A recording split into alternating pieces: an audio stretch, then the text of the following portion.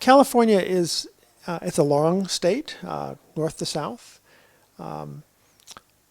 Most of the water is available in the north, and most of the water uses are in the south and in the middle. So we need to move a lot of water in order for people to get their lawns watered and their crops watered. And we need to store it also between the wet season and the dry season. California has one of the most successful water management systems in the world. So on a relative scale, I think relative to most other parts of the world, we do pretty well. However, we are far from perfect. And in an absolute sense, I often tell people we do a terrible job because we could always do better. I think that's an important attitude to have towards the system, because that's the only reason the system performs as well as it does today, because people in the past have said, well, we could do better. And so I think we could do better, and we need to do better. The world is changing, and we need to change the water system to go along with it. But that said, it's not like you want to throw it all out.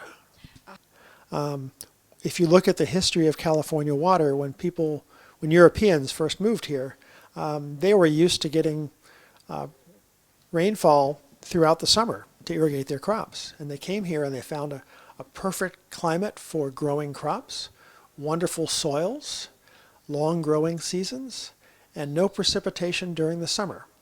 And so they had to build their own water supplies. Well, that required that farmers cooperate to build irrigation systems, because it's very expensive to build an irrigation system for your crops yourself, but to do it together with other farmers is much more tractable. So we had to really reinvent the water rights system for California to allow people to gather up and move water around. And we had to reinvent the institutions that manage water at the state level, from the local irrigation districts to the state water boards, and then now the statewide water systems that are state and federally owned. Wow.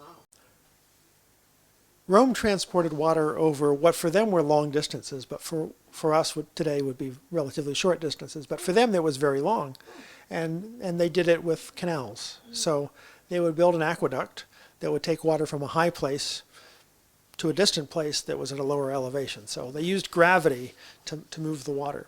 And we do that as much as we can here, because to pump water is expensive. If you try to lift up a 5-gallon bucket of water, you'll see it's very heavy. Now try to do that with acre-feet of water, up over mountains or any distance, and you'll find that it's very expensive on your body, and then in terms of energy if you pump it. We have the luxury of having pumps now that the Romans could never dream of. It's still expensive to do, but we can afford to do it a little bit better than the Romans could have. So we do pump quite a lot. We pump groundwater from hundreds of feet below the surface, and we pump water over lower mountain ranges to get from Central Valley to Los Angeles.